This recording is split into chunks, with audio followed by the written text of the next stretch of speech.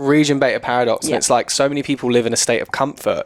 Like, it's like, you know, my job is okay, my boss is, they're all right, they're paying me a decent salary. Because it's just good enough, you never make change. Yeah. But for some people, when they get to that point where it is so shit, it's good they got to that point, because now it allows them to move forward and see what they actually want to go after. Yeah, and that's what I have so many clients that are in jobs that they say they don't want to be in, but the minute we're saying I don't want to be in it, but you're in it, you're resisting. This is a resistance, you know, of your own reality, in the hope that it's going to give me a kick up the arse. Yeah. And it's like, I was with a client today, and she was kind of, you know, talking about work, blah blah blah, and it's like, so you say you don't want to be there, and you have to be there. So why do you have to be there? And it's like they eventually get to the you know, the reasoning, you know, they're choosing to be there because they like the salary, they like the security of the job. So that is the positive intention. That's the highest thing that they're kind of missing as they're resisting.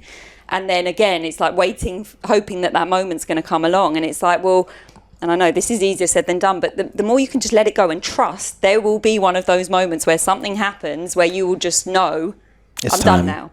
And then you'll go, why the fuck did I waste 10 years hating my life? I think it's almost like people like, I need to stay in a job, or I should stay in a job. It's all like the shoulds, needs, have tos. They get like a negative return on just having that belief system. Yes, where it's like just believing that way they're not going to do something. So like letting that go, you realize that everything can be like malleable and everything can be changed. And at the end of the day, like everything's going to be fine. Yeah, and we are fine. That's what I always say. Everything's going to be. You are fine. You're alive. You're breathing. You're not homeless. You're fine. Yeah. And that's the thing. It's coming back to, and this is the hard part again, but coming back to just here and now. You know, in this moment, right now, here, as we sit here, is the only moment that we have.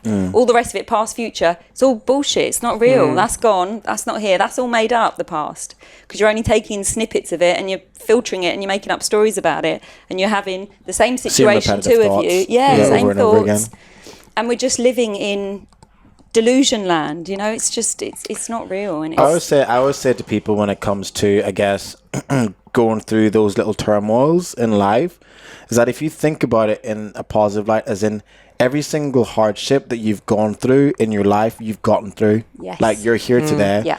Like when your heart was broken at 18 because your boyfriend or girlfriend broke up with you and you thought it was all going to fall apart, 10 years later, you're still here. So like this hardship now that you think is the worst thing that's ever happened to you, it's really not, because you thought that 10 years ago was the worst things happened to you. Again, it's perspective now, and I always say this: worry about the things you can't control, and the things that you can't control, don't worry about them. Because if you believe in yourself that you have the capacity to overcome things, if you lose a job and you're like, shit, I didn't have a job, well, what's in your control? You don't have that job now, don't worry about it. You're not going to get paid from that company anymore, right? What can you control? Okay, do your CV, get on LinkedIn, get an Indeed, all this kind of stuff. Do what's in your control, and then that's as good as you can do. I think people also forget sometimes, like, that most people go through certain, you know, hurdles in their life, but that is part of like how you get to who you are. Like if you wanted someone to be like a tough human being, to be like resilient, you wouldn't make their life really easy from the get-go. It's like if you wanted someone to understand patience, you maybe wouldn't give them everything like straight off the bat. Like all these different things like create the kind of personality traits that you want that person to have. And it's only with hindsight you can look back and it's like, well, without that, I wouldn't have the qualities I have today